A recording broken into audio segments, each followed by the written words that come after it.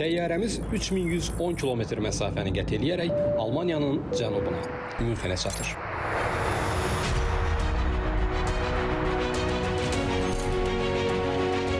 Proqrama əsasən səfər Qərbi Avropadan, Almaniyadan başlayır, Cənub-Şərqi Avropada, Serbiyada davam edəcək.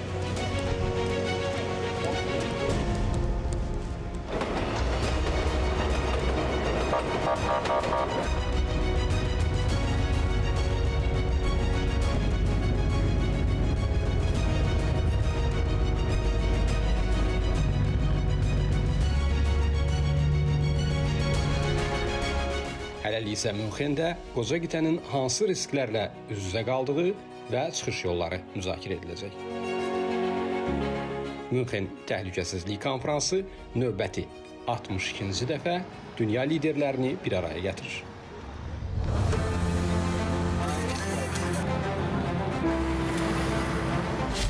Münxen Təhlükəsizlik Konfransı planetin dönüş nöqtəsində keçirilir. Əslində, ötən ildə Münxendən təxminən eyni məzmunlu fikirləri səsləndirirdi. Ancaq bu il baş verənlərə nəzər yetirdikdə aydın olur ki, ötən ilkilər jurnal idi, kino qabaqdaymış. Ənənəvi ittifaqlar dağılır, siyasi, iqtisadi ziddiyyətlər dərinləşir və hətta hərbi toqquşmalar bir-birini əvəz eləyir. Və bütün bunlar planetin gələcəyinə ciddi təhdid yaradır.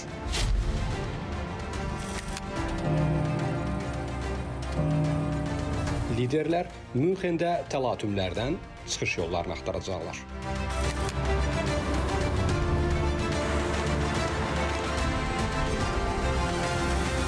Münxen Təhlükəsizlik Konfransı 60-cı illərdən etibarən məhz bu binada keçirilir. Bu dəfəki 62-ci konfransda dünyanın 50-dən artıq ölkəsindən dövlət və hökumət başçıları iştirak edir və indi media mənsubları da onları qarşılamaq, suallarına cavab almağa çalışırlar bu göy xalça qarşısında. Liderlər burada Avropanın təhlükəsizliyi, müdafiəsi, eyni zamanda transatlantik məkanda münasibətlərin dəyişən xarakteri, yaranmış təhdidlər və ondan çıxış yollarını axtarırlar.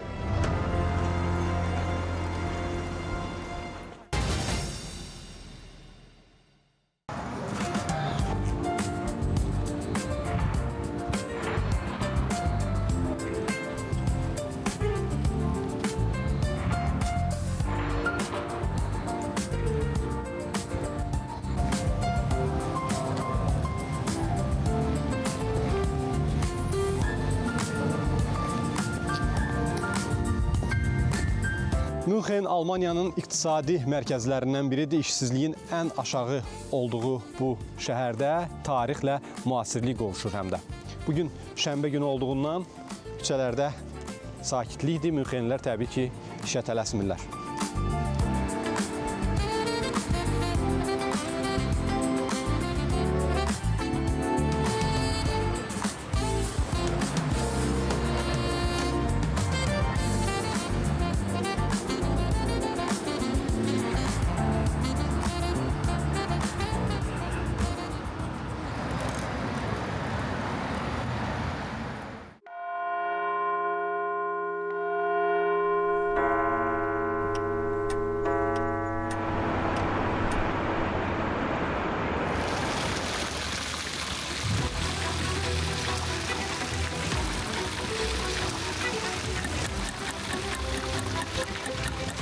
Münxenin heç şübhəsiz ən möhtəşəm memarlıq əsərlərindən biri bələdiyyə binası. Hazırda da bələdiyyə və yerli meriya məhz burada əyləşir. 1867-ci ildə tikintisinə başlanılmış bu binanın inşası 1909-cu ildə tamamlanıb.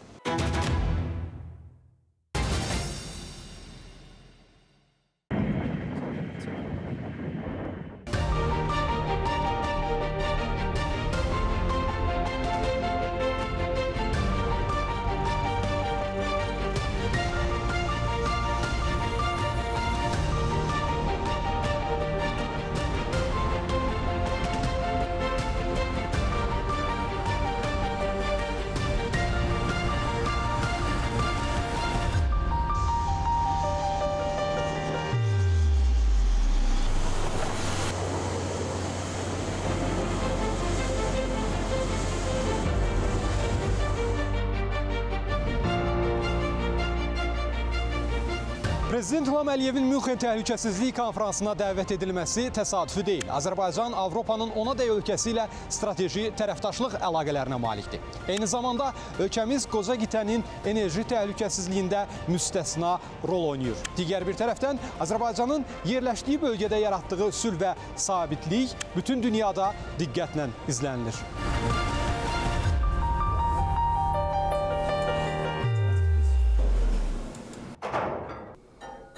Prezident İlham Əliyevin Almaniya işgüzar səfəri Münxen Təhlükəsizlik Konfransında iştirakı çərçivəsində bir sıra ikitərəfli görüşləri də nəzərdə tutulur. Həmin görüşlərdən bəziləri məhz bu otaqda keçiriləcək. Proqrama əsasən bugün dövlət başçısının İraq Kürdistan regionunun başçısı, eləcə də Slovakiyanın baş nazirinin müavini və müdafiə naziri və Oracle korporasiyasının baş icraçı direktoru ilə görüşü planlaşdırılır.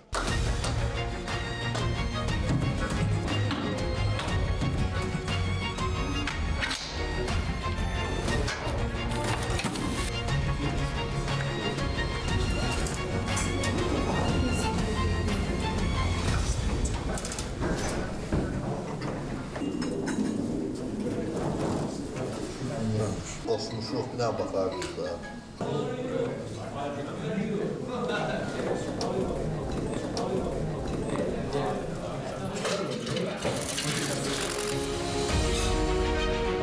Prezident İlham Əliyev görüşlərin və müsahibənin təşkil olunacağı məkana təşrif buyurur.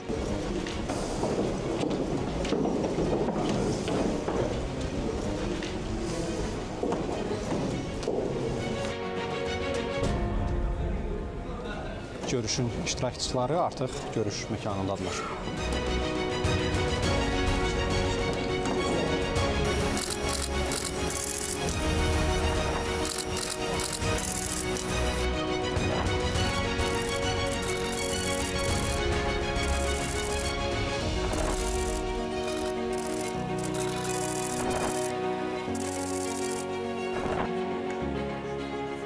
Bir qədər sonra isə Prezident İlham Əliyev Frans 24 telekanalına müsahibə verəcək. Fransa televiziyasını bu müsahibədə Mark Pellerman təmsil edəcək.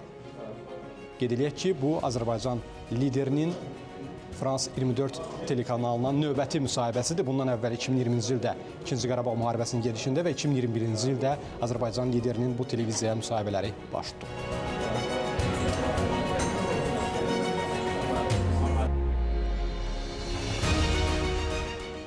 Siz Fransa televiziyasındansınız. Mən Azərbaycan televiziyasından. Müsahibə barədə soruşmaq istərdim. Bizim prezidentimizlə hansı məsələləri müzakirə edəcəksiniz? Əsas müzakirə mövzuları regional vəziyyət, Vaşinqtonda imzalanan razılaşmadan sonra Ermənistanla münasibətlər və ABŞ vitse-prezidentinin regional səfəri olacaq. Vacib nüanslar isə bunlardan ibarətdir. Növbəti addımlar nələrdir? Real sülh mümkün olacaqmı? Sülh sazişi imzalanacaqmı və bu proses Türkiyə-Ermənistan münasibətlərinə də əsaslı təsir göstərə biləcəkmi?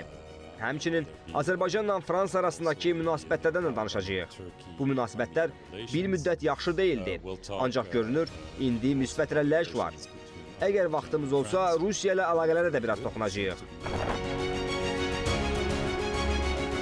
Prezident İlham Əliyev Frans 24 televiziya kanalına müsahibəsində Cənubi Qafqazda sülh və normallaşma, Vaşinqton samitinin əhəmiyyəti, Ermənistanın istiqlaliyyət bəyannaməsindən Qondarma Dağlıq Qarabağ və Ermənistan birləşdirilməlidir məzmunlu paraqrafın çıxarılması zərurəti, TRIP layihəsi, Amerika Birləşmiş Ştatlarının vitse-prezidentinin ölkəmizə səfəri, eləcə də Azərbaycana və azərbaycanlılara qarşı cinayətlər törətmiş erməni əsilli şəxslərlə bağlı suallara aydınlıq gətirdi. Bilirsiniz, bu insanlar bəşəriyyətə qarşı ağır cinayətlər törədiblər. İkinci Dünya müharibəsindən sonra Nürnberg məhkəmələrində ölüm hökmünə məhkum edilmiş bütün o nasist liderlərini təsəvvürünüzə gətirin ki, 2 aydan sonra kimsə gəlib deyəcək, xahiş edirəm, onları azad edin. Bu sizin üçün eyni şeydir. Bəli, tamamilə. Hətta daha da pistir, daha da pistir. Onların törətdiyi cinayət 2-ci Dünya müharibəsi zamanı nasistlərin etdiklərindən daha pis idi. During the World War II. President, only one question, please. Sorry, we don't have time.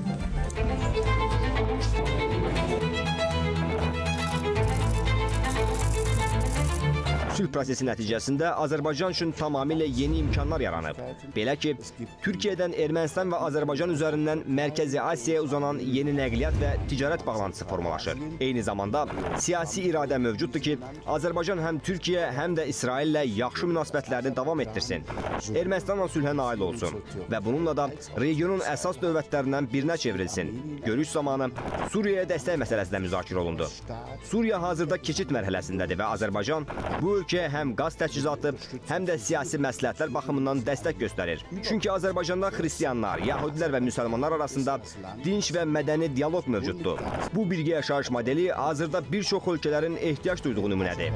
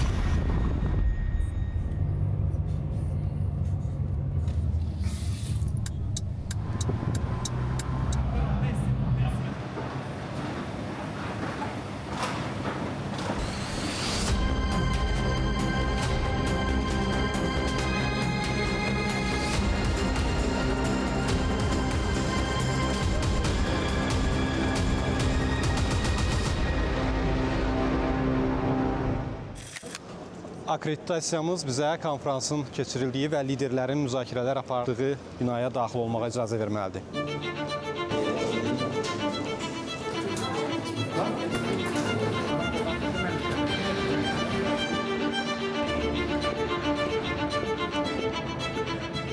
Konfrans təşkilatçıları İran Xarici İşlər Nazirinə göndərdiyi dəvəti ləğv etmişdi və görünür, əvəzində Rıza Pəhləvi iştirak edir konfransda. İranın siyasi fəalı.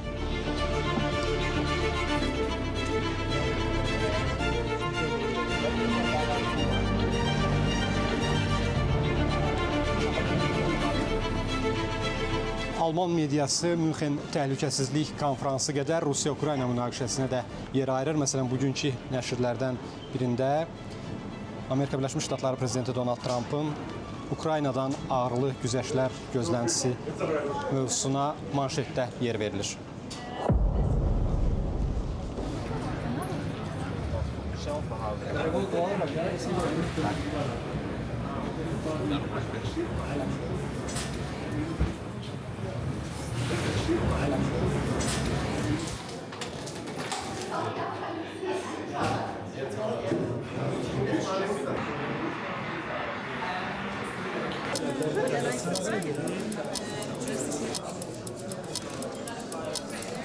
Bir neçə dəqiqə sonra bu zalda Prezident İlham Əliyevin iştirakı ilə Transxəzər əməkdaşlığının dərinləşdirilməsi ilə bağlı panel müzakirələr keçiriləcək.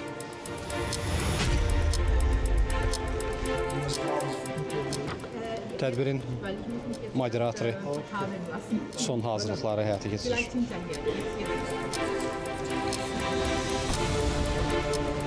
Hazırda görüntünün birbaşa yayımı üçün son hazırlıqlar görülür.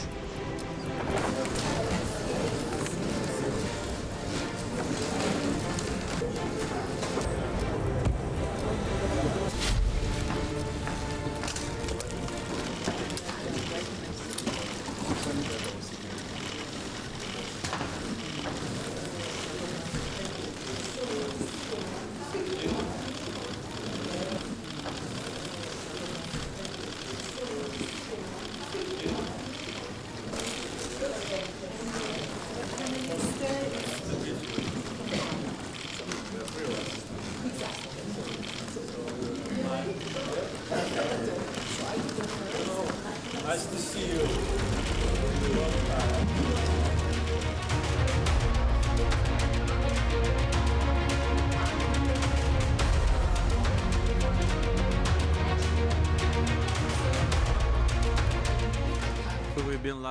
Sonuncu dəfə panel sessiyasında görüşdükdən sonra regionumuzda dəhlizlər və bağlantılar baxımından xeyli dəyişikliklər olub. Həmin dövrdə Azərbaycan fiziki infrastruktura, o cümlədən dəniz limanları, dəmir yolları, magistral və hava yolları ilə yüklərin daşınmasına böyük sərmayələr yatırıb. Bir mənalı olaraq regional daşımalar qovşağına çevrilmək üçün sizin qonşularınızla yaxşı münasibətləriniz olmalıdır və Azərbaycanda həm qərb, həm də şərq istiqamətində belədir.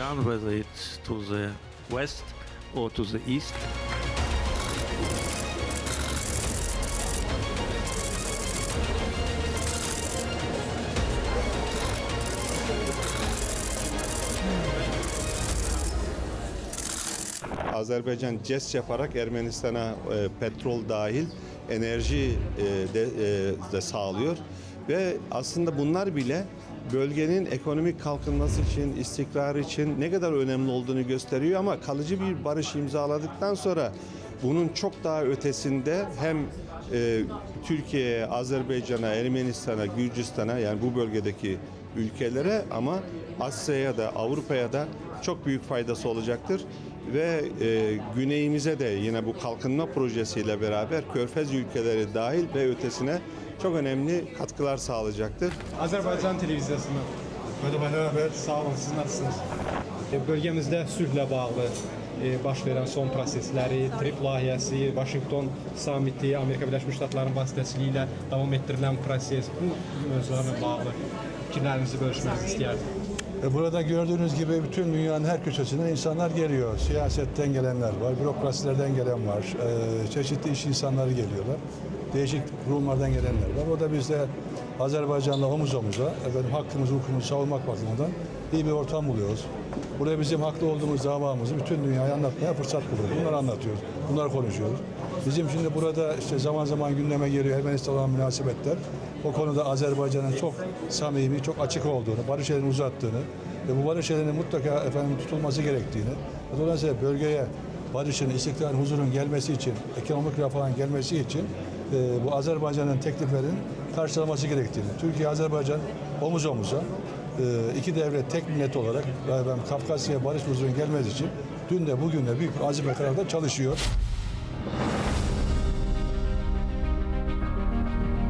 Səfər davam edir. Yolumuz Serbiyanın paytaxtı Belqradadır.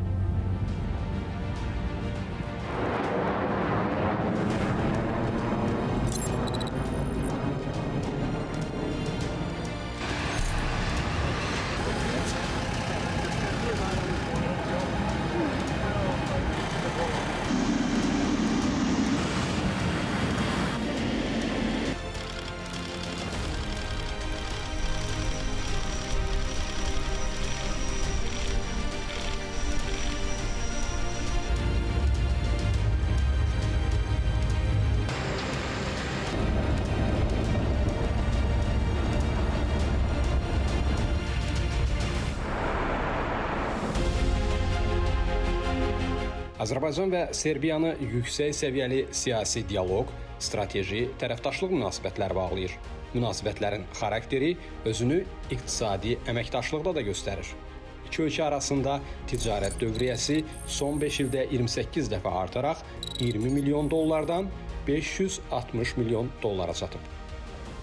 Azərbaycanı Avropanın onadək ölkəsi ilə strateji tərəfdaşlığa dair sənədlər bağlayır. Onlardan biri də Serbiyadır. Eyni zamanda Serbiya Azərbaycan qazı ilə isinən 12 Avropa ölkəsindən biridir. 2023-cü ilin dekabrından etibarən serblər Azərbaycan qazı ilə isinir. Serbiyanın Niş şəhərində keçirilən mərasimdə Serbiya-Balqaristan interkonnektorunun istismara verilməsi bu əməkdaşlığın başlanğıcına çevrildi.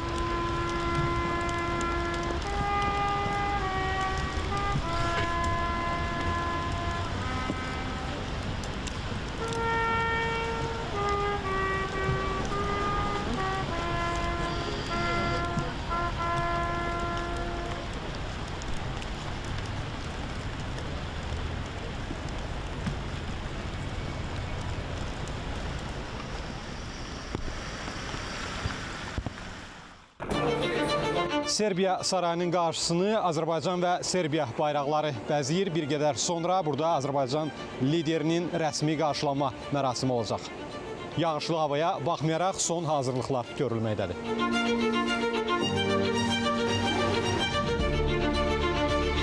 Media nümayəndələri artıq Serbiya sarayındadılar. Bir qədər sonra Prezident İlham Əliyevin bu sarayda rəsmi qarşılanma mərasimi baş tutacaq.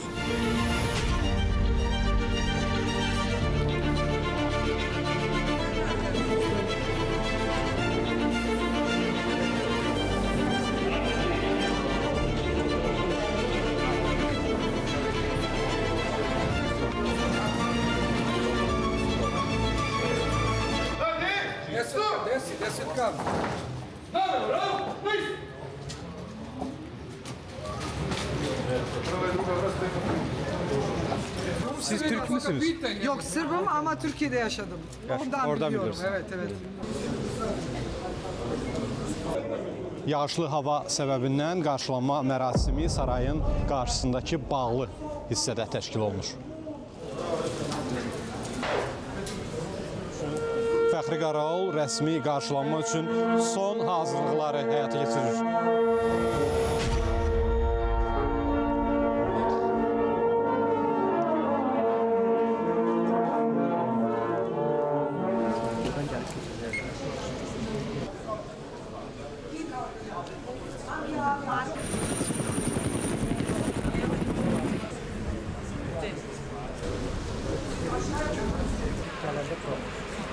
Azərbaycan prezidentinin korteji artıq Serbiya sarayı meydanındadır.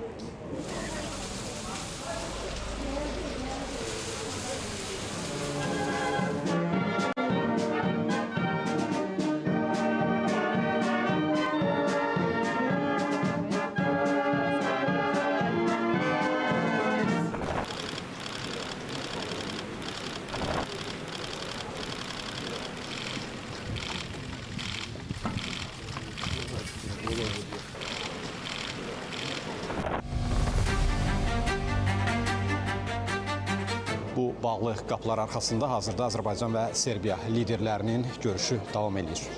Müzakirə gündəliyində bir çox məsələlər var, çünki Bakı və Belqrad arasında əməkdaşlığın bir çox istiqamətləri var, xüsusilə indiki geosiyasi dəyişikliklər fonunda.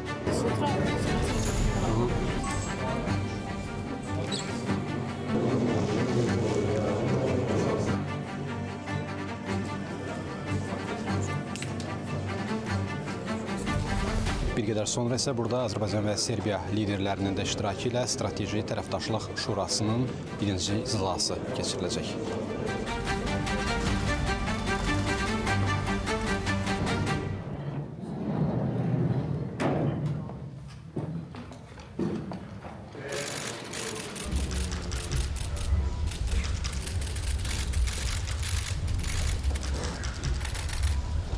Strateji Şuranın birinci iclası bundan sonraki dəqiqələrdə işini qapalı formatda davam etdirəcək.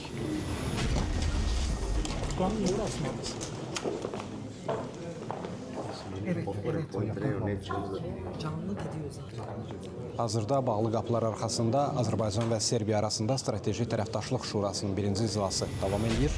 Bir qədər sonra iclasın qərarı imzalanacaq.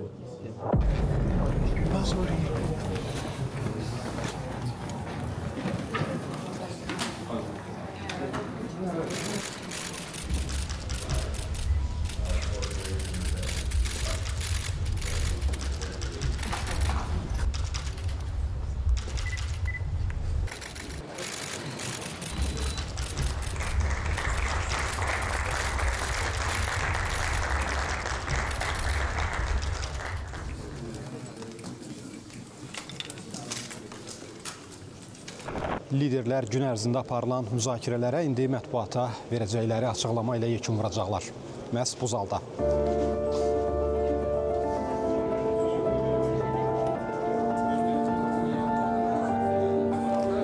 Və eyni zamanda burada liderlərin iştirakı ilə sənədlərin mübadiləsi baş tutacaq.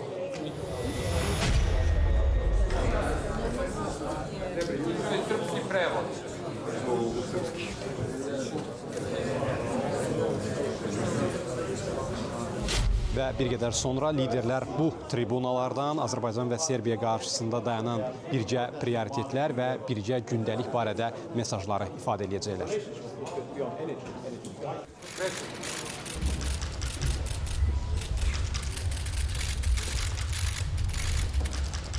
Poštovani predsjedniče Republike Srbije, poštovani predsjedniče Republike Azerbejdžan, vaše ekscelencije.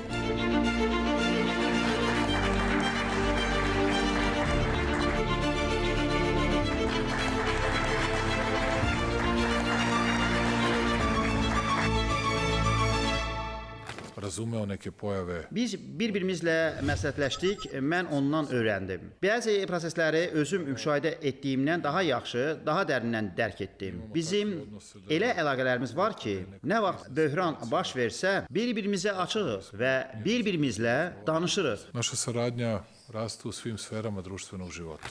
Bizim gələcək üçün də açıq-aydın planlarımız var. Həm siyasi, həm iqtisadi, energetika sahəsində əlaqələrimizi daha da gücləndirmək, beynəlxalq platformalarda, beynəlxalq təşkilatlar çərçivəsində bundan sonra da bir-birimizin ərazi bütövlüyünü və suverenliyini dəstəkləmək, birgə sərmayə layihələrini həyata keçirtmək və energetika və nəqliyyat sahəsində yeni yaranmış imkanlardan yararlanaraq daha irəliyə baxaraq çox güclü bir sinergiya yaratmaqdır.